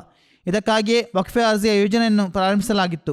ನಿಮ್ಮದು ದೊಡ್ಡ ಜಮಾತ್ ಆಗಿರುವುದರಿಂದ ಪುರುಷರು ಮತ್ತು ಮಹಿಳೆಯರು ಸೇರಿದಂತೆ 5,000 ಜನರ ಗುರಿಯನ್ನು ನೀವು ಹೊಂದಿರಬೇಕು. ಸೋಷಿಯಲ್ ಮೀಡಿಯಾದಲ್ಲಿ ಅಸಭ್ಯ ಭಾಷೆಗೆ ಪ್ರತಿಕ್ರಿಯಿಸುತ್ತಾ ಕೆಲವು ಅಹಮದಿ ಮುಸ್ಲಿಮರು ಅದೇ ರೀತಿಯ ಭಾಷೆಯನ್ನು ಉಪಯೋಗಿಸುತ್ತಾರೆ ಎಂದು ಮುಲಾಖಾತ್ ಸಮಯದಲ್ಲಿ ಭಾಗಿಸಿದವರಲ್ಲಿ ಒಬ್ಬರು ಹೇಳಿದರು. ಇದು ನಮ್ಮ ಮಾರ್ಗವಲ್ಲೆಂದು ಅವರಿಗೆ ವಿವರಿಸಿಕೊಡಿರಿ. ಅವಮಾನಗಳಿಗೆ ಪ್ರಾರ್ಥನೆಯೊಂದಿಗೆ ಪ್ರತಿಕ್ರಿಯಿಸುವುದು ಮತ್ತು ಇತರರಿಗೆ ಸಾಂತ್ವನ ನೀಡುವ ಮೂಲಕ ತೊಂದರೆಗೆ ಪ್ರತಿಕ್ರಿಯಿಸುವುದು ನಮ್ಮ ಮಾರ್ಗವಾಗಿದೆ. ನಾವು ಅಪಪ್ರಚಾರದಿಂದ ಪ್ರತಿಕ್ರಿಯಿಸಿದರೆ ಇದನ್ನು ತಬ್ಲೀಗ್ ಎಂದು ಪರಿಗಣಿಸಲಾಗುವುದಿಲ್ಲ. ಹಾಗಾದರೆ ನಮಗೂ ಅವರಿಗೆ ಏನೂ ವ್ಯತ್ಯಾಸ? ಸಾಮಾನ್ಯವಾಗಿ ಜುಮಾ ಸಮಯದಲ್ಲಿ ಮತ್ತು ಖುದ್ದಾಮ್, ಅನ್ಸಾರುಲ್ಲಾ ಮತ್ತು ಲಜ್ನಾ ಮೀಟಿಂಗ್ಗಳಲ್ಲಿ ನೀವು ಘೋಷಿಸಬೇಕು ಮತ್ತು ಸಲಹೆ ನೀಡಬೇಕು. ಜನರು ಸಾಮಾಜಿಕ ಸೋಷಿಯಲ್ ಮೀಡಿಯಾದಲ್ಲಿ ಇತರರಿಗೆ ಉತ್ತರ ನೀಡಲು ಬಯಸುವುದಾದರೆ ಅವರು ತಾಳ್ಮೆ ಮತ್ತು ಸಹನೆಯಿಂದ ಪ್ರತಿಕ್ರಿಯಿಸಬೇಕು ಎಂದು. ನಾವು ಇತರರಂತೆ ಅದೇ ಪದಗಳನ್ನು ಬಳಸುವುದಾದರೆ ಯಾವುದೇ ಪ್ರಯೋಜನವಿಲ್ಲ. ಫಿರೌನ್ನೊಂದಿಗೆ ಸೌಮ್ಯವಾಗಿ ಮಾತನಾಡಲು ಅಲ್ಲಾಹನು ಮೂಸಾ ಅಲೈಹಿಸ್ಸಲಾಮರಿಗೂ ಕೂಡ ಅಲ್ಲಾಹನು ಆದೇಶಿಸಿದ್ದನು. ಹುಜೂರ್ ತಾಲೀಮ್ ಸೆಕ್ರೆಟರಿಯ ಜವಾಬ್ದಾರಿಗಳಲ್ಲಿ ಒಂದು ಜನರನ್ನು ಉನ್ನತ ಶಿಕ್ಷಣವನ್ನು ಪಡೆಯಲು ಪ್ರೋತ್ಸಾಹಿಸುವುದಾಗಿದೆ. ಇತ್ತೀಚಿನ ದಿನಗಳಲ್ಲಿ AI ಆರ್ಟಿಫಿಷಿಯಲ್ ಇಂಟೆಲಿಜೆನ್ಸ್ನ ಕೆಲವು ಕ್ಷೇತ್ರಗಳಲ್ಲಿ ಕ್ರಾಂತಿಯನ್ನುಂಟು ಮಾಡಿದೆ. ಕಂಪನಿಗಳು ಉದ್ಯೋಗಗಳ ಬದಲಿಗೆ AI ಅನ್ನು ಉಪಯೋಗಿಸುತ್ತಿವೆ. ಹುಜೂರ್, ಈ ಸಂಬಂಧವಾಗಿ ನಾವು ನಿಮ್ಮ ಮಾರ್ಗದರ್ಶನವನ್ನು ಕೋರುತ್ತೇವೆ. ನೀವು AI ಬಗ್ಗೆಯೂ ಕಳೆಯಬೇಕು. ನೀವು ಅವರಿಗೆ ಹೊಸ ಸಂಗತಿಗಳನ್ನು ರೂಪಿಸಲು ಸಾಧ್ಯವಾಗುವ ರೀತಿಯಲ್ಲಿ ಮತ್ತು ಅವರು ನಿಮ್ಮನ್ನು ಉದ್ಯೋಗಿಯಾಗಿ ನೇಮಿಸಿಕೊಳ್ಳುವಂತೆ ಆಗಲು ನೀವು ಸಹ AIಯಲ್ಲಿ ನಿಪುಣರಾಗಬೇಕು. ಹೇಗೆಂದರೂ AIಯು ನೀವು ಅದರಲ್ಲಿ ಏನನ್ನು ಹಾಕುತ್ತೀರೋ ಅದನ್ನು ಮಾತ್ರ ನೀಡುತ್ತದೆ. ಅದಕ್ಕೆ ತನ್ನದೇ ಆದ ಮನಸ್ಸು ಇಲ್ಲ, ಮಿದುಳು ಇಲ್ಲ. ಎಷ್ಟಾದರೂ ಅದಕ್ಕೆ ಕಾರ್ಯನಿರ್ವಹಿಸಲು ಮಾನವನ ಮಿದುಳಿನ ಅಗತ್ಯವಿರುತ್ತದೆ. ಹೊಸ ಸಂಗತಿಗಳನ್ನು AIಗೆ ನೀಡಬಲ್ಲ ಫಲವತ್ತಾದ ಮಿದುಳುಗಳನ್ನು ಸಹ ಕಂಪನಿಗಳು ಹುಡುಕುತ್ತವೆ. ಅಂತಹ ಜನರಲ್ಲಿ ಅಹಮದಿರು ಸಹ ಇರಬೇಕಲ್ಲವೇ? ಇದಕ್ಕಾಗಿ ನೀವು ಶ್ರಮಿಸಬೇಕು. ಚೀನಾ ಈಗಷ್ಟೇ ಅಮೆರಿಕದ ಷೇರು ಮಾರುಕಟ್ಟೆಯನ್ನು ಶತಕೋಟಿ ಅಥವಾ ಟ್ರಿಲಿಯನ್ಗಳಷ್ಟು ಕೆಳಗೆ ಹಾಕಿದೆ. ಅಮೆರಿಕೆಯು ಒಂದು ಪ್ರೋಗ್ರಾಮನ್ನು ರೂಪಿಸಲು 20 ಶತಕೋಟಿ ಡಾಲರ್ಗಳನ್ನು ಬಳಸುತ್ತದೆ. ಆದರೆ ಚೀನಾ ಅದನ್ನು ಮಾಡಲು ಕೇವಲ 5 ದಶಲಕ್ಷ ಡಾಲರ್ಗಳನ್ನು ಬಳಸಿತ್ತು. ಚೀನಾದವರು ಸಮರ್ಥ ಮೆದುಳುಗಳನ್ನು ಜನರನ್ನು ಹೊಂದಿದ್ದಾರಲ್ಲವೇ? ನೀವು ಅಂತಹ ಮೆದುಳುಗಳನ್ನು ಬಳಸಿಕೊಳ್ಳಬೇಕು ಮತ್ತು ಅವು ಪ್ರಯೋಜನಕಾರಿಯಾಗುವುದು. ಅದೇನೇ ಇದ್ದರೂ ನಾವು ಲೋಕ ಜನರೊಂದಿಗೆ ಸ್ಪರ್ಧಿಸಬೇಕಾಗಿದೆ. ಜಗತ್ತು ಯಾವುದೇ ಕ್ಷೇತ್ರದಲ್ಲಿ ಮೇಲುಗೈ ಸಾಧಿಸಿದರೂ ನಾವು ಕೂಡ ಆ ಫೀಲ್ಡಲ್ಲಿ ಮೇಲುಗೈ ಸಾಧಿಸಲು ಪ್ರಯತ್ನಿಸಬೇಕು. ಹಾಗಾದರೆ ಒಂದು ನಿರ್ದಿಷ್ಟ ಹಂತದಲ್ಲಿ AI ಮಿತಿಗಳು ಎಷ್ಟಿರಬೇಕು ಎಂದು ನಾವು ಅವರಿಗೆ ತಿಳಿಸಿಕೊಡಲು ಸಾಧ್ಯವಾಗುವುದು. ಲೌಕಿಕ ಜನರ ದೃಷ್ಟಿಕೋನವು ಬಹಳ ವಿಸ್ತಾರವಾಗಿದೆ ಮತ್ತು ಅವರು ಸಾಮಾನ್ಯವಾಗಿ ಮುಂದಿನ 30 ವರ್ಷಗಳ ಯೋಜನೆಯನ್ನು ಮಾಡುತ್ತಾರೆ.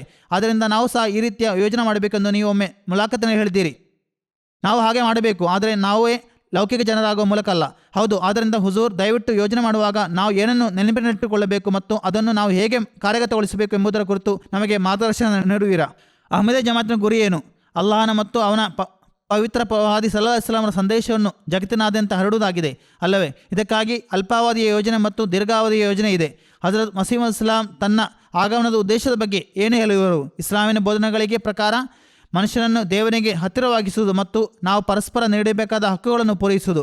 ಪವಿತ್ರ ಕುರಾನ್ ಆ ಹಕ್ಕುಗಳನ್ನು ಪಟ್ಟಿ ಮಾಡಿದೆ. ಅನಾಥರು, ವಿಧೇಯರು, ಬಡವರು, ಹೆಂಡತಿಗೆ ಮತ್ತು ಗಂಡನಿಗೆ ನೀಡಬೇಕಾದ ಹಕ್ಕುಗಳಿವೆ. ಅನೇಕ ವಿಭಿನ್ನ ಹಕ್ಕುಗಳು. ಇತ್ತೀಚೆಗೆ ಹಲವಾರು ವಾರ್ಷಿಕ ಜಲಸೆಗಳಲ್ಲಿ ನಾನು ವಿವಿಧ ಹಕ್ಕುಗಳ ಬಗ್ಗೆ ವಿವರಿಸಿದ್ದೇನೆ. ಅವುಗಳಲ್ಲದೆ ಇನ್ನೂ ಅನೇಕ ಹಕ್ಕುಗಳಿವೆ. ನಾನು ಅವೆಲ್ಲವನ್ನು ವಿವರಿಸಿಲ್ಲ. ಹಾಗಾದರೆ ಈ ಹಕ್ಕುಗಳನ್ನು ಪೂರೈಸಲು ನಾವು ಯಾವ ಕ್ರಮದಲ್ಲಿ ಶ್ರಮಿಸಬೇಕು ಮತ್ತು ನಮ್ಮ ಗುರಿ ಏನು? ನಾವು ಜಗತ್ತನ್ನು ನಮ್ಮ ಹತ್ತಿರಕ್ಕೆ ತರುವುದು ಹೇಗೆ? ಆದ್ದರಿಂದ ನೀವೆಲ್ಲರೂ ಇದರ ಬಗ್ಗೆ ಯೋಜನೆ ಮಾಡಬೇಕು ಅಲ್ಲವೇ?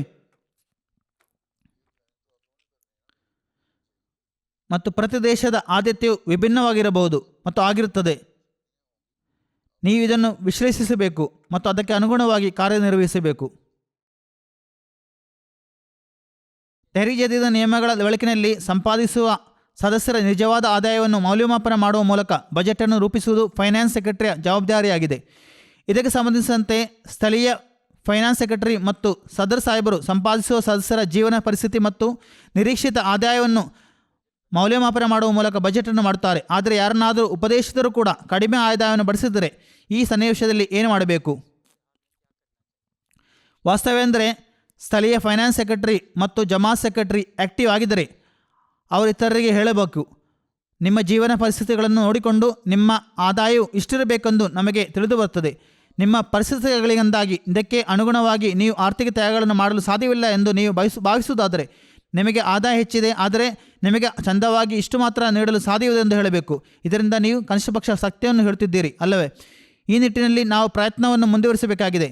ಕೆಲವರು ಹೀಗೆ ಮಾಡಿ ನಾಚಿಕೆ ಪಡುತ್ತಾರೆ. ಕೆಲವರು ನನಗೆ ಪತ್ರಗಳನ್ನು ಬರೆಯುತ್ತಾರೆ ಮತ್ತು ಅವರು ಚಂದವನ್ನು ಕಡಿಮೆ ಮಾಡುವಂತೆ ನನಗೆ ಅನೇಕ ಪತ್ರಗಳು ಬರುತ್ತವೆ. 3 ತಿಂಗಳ ನಂತರ ಮತ್ತೊಂದು ಪತ್ರ ಬರುತ್ತದೆ. ನಾವು ತಪ್ಪು ಮಾಡಿದ್ದೇವೆ, ನಾವು ಎಂದಿನಂತೆ ಚಂದ ನೀಡುವ ಅಂತ ಒಳ್ಳೆಯ ಜನರಿದ್ದಾರೆ. ಅದೇ ರೀತಿಯಲ್ಲಿ ಕೆಲವು ಜನರಿದ್ದಾರೆ, ಹೌದು ನಾವು ಚಂದವನ್ನು ಕಡಿಮೆಗೊಳಿಸಿದ್ದೇವೆ ಎಂದು ಹೇಳುತ್ತಾರೆ ಮತ್ತು ಮುಂದಿನ ವರ್ಷ ಅದನ್ನು ಮತ್ತಷ್ಟು ಕಡಿಮೆ ಮಾಡಲು ಹೇಳ್ತಾರೆ.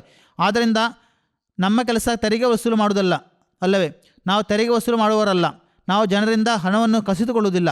ನಾವು ಆರ್ಥಿಕ ತ್ಯಾಗದ ಮನೋಭಾವವನ್ನು ಉಂಟು ಮಾಡಬೇಕು. ನಿಮ್ಮ ಮೊಬಲ್ಲಿಗರು, ನಿಮ್ಮ ಸರ್ವಿಸ್ ಸೆಕ್ರೆಟರಿಯರು, ಫೈನಾನ್ಸ್ ಸೆಕ್ರೆಟರಿಯರು ಮತ್ತು ಆಮೇಲ ಸದಸ್ಯರು ಆ ಮನೋಭಾವವನ್ನು ಬೆಳೆಸಿಕೊಳ್ಳಬೇಕು. ನೀವೇ ಒಂದು ಉತ್ತಮ ಮಾದರಿಯನ್ನು ಸ್ಥಾಪಿಸಿದರೆ ಜನರು ಕೂಡ ಅದೇ ರೀತಿಯಲ್ಲಿ ವರ್ತಿಸುವರು. ಹಿಂದಿನ ವರ್ಷಕ್ಕಿಂತ ತಮ್ಮ ಬಜೆಟನ್ನು ಕಡಿಮೆ ಮಾಡುವ ಜಮಾತುಗಳ ಬಗ್ಗೆ ಮಾಲ್ ಸೆಕ್ರೆಟರಿ ಹಜರತ್ ಖಲೀಫತ್ ಮಸೀಹ್ ಅಯ್ಯುಲ್ ಮಿಸ್ರಿರನ್ನು ಮಾರ್ಗದರ್ಶನ ಕೇಳಿದರು. ಈ ವಾದಕ್ಕೆ ಅರ್ಥವಿಲ್ಲ. ಕಳೆದ ವರ್ಷ ಹೆಚ್ಚಿನ ಆರ್ಥಿಕ ತ್ಯಾಗಗಳನ್ನು ಮಾಡಿರುವುದರಿಂದ ಈ ವರ್ಷವೂ ಅವರ ಆದಾಯವು ಖಂಡಿತವಾಗಿಯೂ ಅಷ್ಟೇ ಆಗಿರಬೇಕೆಂದೇನಿಲ್ಲ. ಅನೇಕ ಉದ್ಯಮಿಗಳ ವ್ಯವಹಾರಗಳು ಕುಸಿದಿವೆ. ಅವರು ಹಿಂದಿನ ವರ್ಷಗಳಲ್ಲಿ ಹೆಚ್ಚು ಚಂದ ನೀಡಿರಬಹುದು, ಆದರೆ ಈ ವರ್ಷ ಅಷ್ಟು ನೀಡಲು ಸಾಧ್ಯವಾಗಬೇಕೆಂದೇನಿಲ್ಲ. ಅದು ನ್ಯಾಯವಾದ ಕಾರಣವಾಗಿರುತ್ತದೆ ಮತ್ತು ನೀವು ಅದನ್ನು ಒಪ್ಪಿಕೊಳ್ಳಬೇಕು. ಮತ್ತು ಇದು ಅವರಿಗೆ ಒಂದು ಅಭ್ಯಾಸವಾಗಿ ಬಿಟ್ಟಿದ್ದರೆ ನೀವು ಅವರೊಂದಿಗೆ ಕುಳಿತುಕೊಳ್ಳಬೇಕು, ಅವರೊಂದಿಗೆ ಮೀಟಿಂಗ್ ನಡೆಸಬೇಕು. ಆಗ ನಿಮಗೆ ಅವರ ಪರಿಸ್ಥಿತಿಯ ಬಗ್ಗೆ ಗೊತ್ತಾಗುತ್ತದೆ. ಇದು ಸಹಾನುಭೂತಿಯ ತತ್ವಗಳಿಗೆ ಅನುಗುಣವಾಗಿರುತ್ತದೆ. ನೀವು ಅವರೊಡನೆ ಸಹಾನುಭೂತಿ ತೋರಿಸಬೇಕು ಮತ್ತು ಅವರ ಚಂದವನ್ನು ಕಡಿಮೆ ಮಾಡಬೇಕು. ನಮ್ಮ ಡೇಟಾ ಸತ್ಯದ ಆಧಾರದಲ್ಲಿ ಆಗಿರಬೇಕು ಮತ್ತು ನಾವು ಇದರ ಮೇಲೆ ನಮ್ಮ ಅಡಿಪಾಯವನ್ನು ಹಾಕಬೇಕು. ಆದ್ದರಿಂದ ಅಲ್ಲಿನ ಪರಿಸ್ಥಿತಿಗಳು ಯಾವುವು ಎಂಬುದನ್ನು ಪರಿಶೀಲಿಸಿರಿ. ಲೋಕದ ಆರ್ಥಿಕತೆಯು ಕುಸಿಯುತ್ತಿದೆ, ಜನರು ಉದ್ಯೋಗಗಳನ್ನು ಕಳೆದುಕೊಳ್ಳುತ್ತಿದ್ದಾರೆ. ಅದಲ್ಲದೆ ಹೆಚ್ಚಿನ ವೆಚ್ಚದಿಂದಾಗಿ ಎಂದಿನಂತೆ ಜನರಿಗೆ ಆರ್ಥಿಕ ತ್ಯಾಗಗಳನ್ನು ಮಾಡಲು ಸಾಧ್ಯವಾಗುತ್ತಿಲ್ಲ. ಆದ್ದರಿಂದ ನಾವು ಮೀಟಿಂಗನ್ನು ನಡೆಸಿ ಈ ಎಲ್ಲವನ್ನು ಸಹಾನುಭೂತಿಯಿಂದ ಪರಿಶೀಲಿಸಿದರೆ, ಒಂದು ತಂಡವನ್ನು ರಚಿಸಿ ಇನ್ಸ್ಪೆಕ್ಟರ್ಗಳನ್ನು, ನಾಯಿಬ್ ಸದರರನ್ನು ಮತ್ತು ಮಿಷನರಿಗಳನ್ನು ಕಳಿಸಿದರೆ ನೀವು ಅದರ ಮೂಲಕ ವ್ಯತ್ಯಾಸವನ್ನು ನೋಡುವಿರಿ ಇನ್ಶಾ ಅಲ್ಲಾ. ಮತ್ತು ಇಲ್ಲದಿದ್ದರೆ ಅಲ್ಲಾಹನಲ್ಲಿ ಭರವಸೆ ಇರಿಸಿರಿ ಮತ್ತು ನಾನು ನನ್ನಿಂದ ಸಾಧ್ಯವಾದಷ್ಟನ್ನು ಮಾಡಿದ್ದೇನೆ, ಈಗ ಅದರಲ್ಲಿ ಅನುಗ್ರಹವನ್ನು ನೀಡುವುದು ನಿನ್ನ ಕೆಲಸ ಎಂದು ಹೇಳಿರಿ. ನಾವು ಲಂಗರ್ ಖಾನದಲ್ಲಿ ಡ್ಯೂಟಿ ನೀಡುತ್ತಿದ್ದಾಗ ಮತ್ತು 1,00,000 ಜನರಿಗೆ ಆಹಾರ ನೀಡುವ ಕಾರ್ಯವನ್ನು ನಮಗೆ ವಹಿಸಲಾಗುತ್ತಿತ್ತು. ನಮಗೆ ಹೆಚ್ಚೆಂದರೆ 80,000 ಜನರಿಗೆ ಮಾತ್ರ ಅಡುಗೆ ಮಾಡಲು ಸಾಧ್ಯವಾಗುತ್ತಿತ್ತು. ಆದರೆ ವಿತರಣೆ ಸಮಯದಲ್ಲಿ ಅದು ಒಟ್ಟು 1.25 ಲಕ್ಷ ಜನರಿಗೆ ನೀಡುವಷ್ಟು ಆಗುತ್ತಿತ್ತು ಮತ್ತು ಅದು ಅಗತ್ಯಗಳನ್ನು ಪೂರೈಸುತ್ತಿತ್ತು. ಅದರಿಂದ ಅಲ್ಲಾಹನು ಅದರಲ್ಲಿ ತನ್ನ ಅನುಗ್ರಹವನ್ನು ನೀಡುವನು. ಅದೇ ರೀತಿಯಲ್ಲಿ ಅವನು ಇಂದು ನಿಮ್ಮ ಆದಾಯದಲ್ಲಿ ತನ್ನ ಅನುಗ್ರಹವನ್ನು ನೀಡಬಲ್ಲನು. ಅಲ್ಲಾಹರಿಂದ ಲಭಿಸುವ ಅನುಗ್ರಹಗಳೇ ನಿಜವಾದ ಅನುಗ್ರಹವಾಗಿ. ನಮ್ಮ ಎಲ್ಲ ಕಾರ್ಯಗಳು ತತ್ವ ಮತ್ತು ದೇವಭಕ್ತಿಯ ಆಧಾರದಲ್ಲಿದ್ದರೆ ಅಲ್ಲಾಹನು ಅದರಲ್ಲಿ ಅನುಗ್ರಹ ನೀಡುತ್ತಾನೆ. ನೀವು ಕೆಲವು ವಿಷಯಗಳನ್ನು ಅಲ್ಲಾಹನಿಗೆ ಬಿಟ್ಟು ಬಿಡಬೇಕು ಮತ್ತು ನಿಮ್ಮ ಕೈಲಾದಷ್ಟು ಪ್ರಯತ್ನಿಸಬೇಕು. ನಾನು ಹೇಳಿದಂತೆ ನಮ್ಮ ರಕ್ಷಣಾತ್ಮಕ ವಿಭಾಗ ಮತ್ತು ಮರ್ಕಜ್ ವೆಬ್ಸೈಟ್ ಮೂಲಕ ಅನೇಕ ಸಂಭಾವ್ಯ ವಿವಾಹ ಸಂಬಂಧಗಳು ಸೂಚಿಸಲಾಗಿದೆ. ಅದರ ಯಶಸ್ಸಿನ ಪ್ರಮಾಣವು ತುಂಬ ಕಡಿಮೆ, 1% ಕಡಿಮೆ. ಈ ಬಗ್ಗೆ ಹುಜೂರ್ ಮಾರ್ಗದರ್ಶನವೇನು? ನಿಮ್ಮ ಕೆಲಸವು ಪ್ರಯತ್ನಗಳನ್ನು ಮುಂದುವರಿಸುವುದಾಗಿದೆ. ಆದ್ದರಿಂದ ಶ್ರಮಿಸುತ್ತಲೇ ಇರಿ. ಕೆಲವೊಮ್ಮೆ ನೀವು ಒಂದು ಸಂಬಂಧವನ್ನು ಶಿಫಾರಸು ಮಾಡುತ್ತೀರಿ, ಆಗ ಹುಡುಗಿಯ ಪಕ್ಷದವರು ಹುಡುಗ ಇಂತಿಂಥ ನ್ಯೂನತೆಗಳನ್ನು ಹೊಂದಿದ್ದಾನೆ ಎಂದು ಹೇಳುತ್ತಾರೆ. ಅದೇ ರೀತಿಯಲ್ಲಿ ಪುರುಷನ ಪಕ್ಷದವರು ಹುಡುಗಿ ಇಂತಿಂಥ ನ್ಯೂನತೆಗಳನ್ನು ಹೊಂದಿದ್ದಾಳೆಂದು ಹೇಳುತ್ತಾರೆ. ಸಾಮಾನ್ಯವಾಗಿ ವಿದ್ಯಾವಂತ ಮತ್ತು ಸಂಪಾದಿಸಿದ ಹುಡುಗನ ಪೋಷಕರು ತಮ್ಮ ಮಗನ ಮದುವೆ ಏರ್ಪಾಡನ್ನು ನಾವೇ ಮಾಡುತ್ತೇವೆ ಎಂದು ಹೇಳುತ್ತಾರೆ. ಏಕೆಂದರೆ ಅವರು ಉಪಯುಕ್ತ ಮಕ್ಕಳಾಗಿರ್ತಾರೆ ಮತ್ತು ಅವರಿಂದ ಹಣವನ್ನು ಪಡೆಯಲಿಕ್ಕೆ ಇರುತ್ತದೆ. ಆದ್ದರಿಂದ ಅವರಿಗೆ ಹಣವನ್ನು ನೀಡುವುದನ್ನು ವಿರೋಧಿಸದ ಹೆಂಡತಿಯನ್ನು ಅವರು ಹುಡುಗನಿಗೆ ಕರೆತರುತ್ತಾರೆ. ಆದರೆ ಹೆಣ್ಣು ಮಕ್ಕಳ ವಯಸ್ಸು ಹೆಚ್ಚುತ್ತಲೇ ಇರುವ ಕುಟುಂಬದವರು ನೀವು ಅವರಿಗಾಗಿ ಮದುವೆಯನ್ನು ಏರ್ಪಡಿಸಬೇಕೆಂದು ಕೇಳುತ್ತಾರೆ. ಎರಡನೆಯದು, ಹೆಣ್ಣು ಮಕ್ಕಳು ಶಿಕ್ಷಣವನ್ನು ಪಡೆಯುತ್ತಿದ್ದಾರೆ ಎಂಬ ನೆಪವನ್ನು ಬಳಸಿ ಹುಡುಗಿಯರು 26, 27 ಅಥವಾ 28ನೇ ವಯಸ್ಸನ್ನು ತಲುಪುತ್ತಾರೆ. ಅನಂತರ ಸರಿಯಾದ ಸಂಬಂಧವನ್ನು ಕಂಡುಹಿಡಿಯುವುದು ಕಷ್ಟವಾಗುತ್ತದೆ. ಆದ್ದರಿಂದ ಈ ವಿಷಯಗಳನ್ನು ತರಬೇತಿ ವಿಭಾಗ ಮತ್ತು ಮೊಬೈಲಿಗರ ಮೂಲಕ ವಿವರಿಸಿಕೊಡಬೇಕು. ಅವರು ಮದುವೆಗೆ ಯೋಗ್ಯವಾದ ವಯಸ್ಸನ್ನು ತಲುಪುವಾಗ ತಕ್ಕುದಾದ ಸಂಬಂಧವನ್ನು ಹುಡುಕಬೇಕು ಮತ್ತು ಉತ್ತಮ ವಿವಾಹ ಸಂಬಂಧವನ್ನು ಬಂದರೆ ದುವಾ ಮಾಡಿಕೊಂಡು ನಿರ್ಧಾರ ತೆಗೆದುಕೊಳ್ಳಬೇಕು. ನೀವು ಅವರನ್ನು ಆಗಾಗ್ಗೆ ಉಪದೇಶಿಸಬಹುದಾಗಿದೆ ಮತ್ತು ಅದಕ್ಕಾಗಿ ನೀವು ಶ್ರಮಿಸಬೇಕು. ಉಪದೇಶ ನಮ್ಮ ಕೆಲಸ. ಅದರ ನಂತರ ಅಲ್ಲಾಹನ ಉತ್ತಮ ಫಲಿತಾಂಶವನ್ನು ತರಲಿ ಎಂದು ನೀವು ಪ್ರಾರ್ಥಿಸಬೇಕು. ಇವು ಕಳೆದ ವಾರಾಂತ್ಯದಲ್ಲಿ ನಡೆದ ಮುಲಾಖಾತ್ಗಳ ಮುಖ್ಯಾಂಶಗಳಾಗಿದ್ದವು. ನಾವು ಈಗ ನಮ್ಮ ಅಂತಿಮ ಭಾಗವಾದ ಜುಮಾ ಖುತುಬಾದ ಸಾರಾಂಶದೊಂದಿಗೆ ಕೊನೆಗೊಳಿಸುತ್ತೇವೆ. ಇಂದಿನ ಜುಮಾ ಖುತುಬದಲ್ಲಿ ಹುಜೂರ್ ಅಯ್ಯೂಬ್ ತಾಲಾ ಬಿನ್ ಅಜೀಜ್ ಖೈಬರ್ ಯುದ್ಧದ ಬಗ್ಗೆ ಕೇಳಿದರು. ಖುತುಬದ ಕೊನೆಯಲ್ಲಿ ಹುಜೂರ್ ಅಯ್ಯೂಬ್ ತಾಲಾ ಬಿನ್ ಅಜೀಜ್ ಲೋಕದ ಭೀಕರ ಪರಿಸ್ಥಿತಿಗಳ ಬೆಳಕಿನಲ್ಲಿ ಪ್ರಾರ್ಥನೆಗಾಗಿ ಮನವಿ ಮಾಡಿದರು. ನಾನು ದುವಾ ಮಾಡಲು ಹೇಳುತ್ತಿರುತ್ತೇನೆ, ಲೋಕದ ಸ್ಥಿತಿಗಳ ಬಗ್ಗೆ, ಮುಸ್ಲಿಮರ ಅವಸ್ಥೆಗಳ ಬಗ್ಗೆ, ಲೋಕದ ಮುಸ್ಲಿಮರಿಗಾಗಿ, ವಿಶೇಷವಾಗಿ ಪ್ಯಾಲೆಸ್ತೈನರಿಗಾಗಿ ಸಾಕಷ್ಟು ಪ್ರಾರ್ಥಿಸಿರಿ. ಕದನ ವಿರಾಮವಾದರೆ ಸ್ಥಿತಿಗತಿಗಳು ಸುಧಾರಿಸುವುದು ಎಂದು ಭಾವಿಸಿ ಜನರು ಸಂತೋಷಪಡುತ್ತಿದ್ದಾರೆ ಎಂದು ಅವರನ್ನು ನೋಡುವಾಗ ತೋರುತ್ತಿದೆ. ಆದರೆ ಅವಸ್ಥೆ ಮತ್ತಷ್ಟು ಹದಗೆಡುತ್ತಿದೆ. ಅಮೆರಿಕದ ಹೊಸ ಅಧ್ಯಕ್ಷರ ಕಾರ್ಯನೀತಿ ಮತ್ತು ಯೋಜನೆಯು ಕ್ರೌರ್ಯದ ಮತ್ತೊಂದು ತೀವ್ರತೆಯನ್ನು ತಲುಪಿದೆ. ಹೊಸ ಅಧ್ಯಕ್ಷರು ನಮ್ಮ ದೇಶಕ್ಕೆ ಅಪಾಯಕಾರಿಯಾದರೂ ಹೊರಗಿನ ಜಗತ್ತಿನ ಕಾರ್ಯಗಳಲ್ಲಿ ಅವರು ಮಧ್ಯ ಪ್ರವೇಶಿಸಲಾರರು ಎಂದು ಅಮೆರಿಕನರು ಮೊದಲು ಹೇಳುತ್ತಿದ್ದರು. ಆದರೆ ಈಗ ಅವರು ಇಡೀ ಜಗತ್ತಿಗೆ ಅಪಾಯಕಾರಿಯಾಗಿದ್ದಾರೆ. ಅಲ್ಲಾಹನು ಪ್ಯಾಲೆಸ್ತೈನರ ಮೇಲೆ ಕರುಣೆ ತೋರಲಿ, ಲೋಕದ ಮೇಲೆ ಕರುಣೆ ತೋರಲಿ ಮತ್ತು ಅವರನ್ನು ರಕ್ಷಿಸಲಿ. ಅರಬ್ ದೇಶಗಳು ಈಗಲಾದರೂ ತಮ್ಮ ಕಣ್ಣುಗಳನ್ನು ತೆರೆದು ಒಗ್ಗಟ್ಟನ್ನು ಸ್ಥಾಪಿಸಲು ಪ್ರಯತ್ನಿಸಲಿ. ಅದಲ್ಲದೆ ಬೇರೆ ಮಾರ್ಗವಿಲ್ಲ. ಇಲ್ಲದಿದ್ದರೆ ಪ್ಯಾಲೆಸ್ತೈನ್ ಮಾತ್ರವಲ್ಲ, ಇತರ ಅರಬ್ ದೇಶಗಳು ಕೂಡ ಕಠಿಣವಾದ ಕಷ್ಟಗಳನ್ನು ಎದುರಿಸಬೇಕಾಗುವುದು. ಈಗ ಕೆಲವು ಮುಸ್ಲಿಮೇತರರು ಕೂಡ ಫಲಸ್ತೀನಿಯರ ಪರವಾಗಿ ಮತ್ತು ಅವರ ಮೇಲೆ ಆಗುತ್ತಿರುವ ದಬ್ಬಾಳಿಕೆಯ ವಿರುದ್ಧ ಧ್ವನಿ ಎತ್ತುತ್ತಿದ್ದಾರೆ. ಆದರೆ ತಮ್ಮ ಅಧಿಕಾರದ ಮತ್ತಿನಲ್ಲಿರುವ ಪ್ರಬಲರು ಯಾರ ಮಾತನ್ನು ಕೇಳಲು ತಯಾರಲ್ಲ.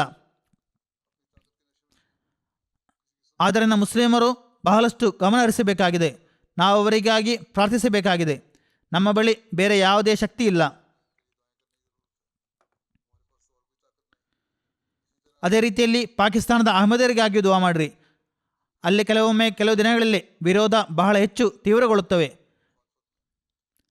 ಬಾಂಗ್ಲಾದೇಶದ ಅಹಮದಿಯರಿಗಾಗಿ ದುವಾ ಮಾಡಿರಿ. ಅಲ್ಲಾಹನ ಅವರನ್ನು ಎಲ್ಲ ವಿಧದ ವಿರೋಧಗಳಿಂದ ಮತ್ತು ಹಲ್ಲೆಗಳಿಂದ ರಕ್ಷಿಸಲಿ. ಇತರ ಸ್ಥಳಗಳ ಪೀಡಿತರಿಗಾಗಿಯೂ ದುವಾ ಮಾಡಿರಿ. ಪೀಡಿತ ಅಹಮದಿಯರಿಗಾಗಿ ದುವಾ ಮಾಡಿರಿ. ಅಲ್ಲಾಹನ ಅವರೆಲ್ಲರನ್ನು ತನ್ನ ಸಂರಕ್ಷಣೆ ಮತ್ತು ಅಭಯದಲ್ಲಿ ಇರಿಸಲಿ. ಲೋಕಕ್ಕೆ ಬುದ್ಧಿ ನೀಡಲಿ. ಅವರೆಲ್ಲರಿಗೂ ಶಾಂತಿ ಸ್ಥಾಪಿಸುವ ಬಗ್ಗೆ ಗಮನ ಉಂಟಾಗಲಿ. ಅಲ್ಲಾಹನು ನಮಗೆ ದುವಾ ಮಾಡಲು ಸೌಭಾಗ್ಯ ನೀಡಲಿ.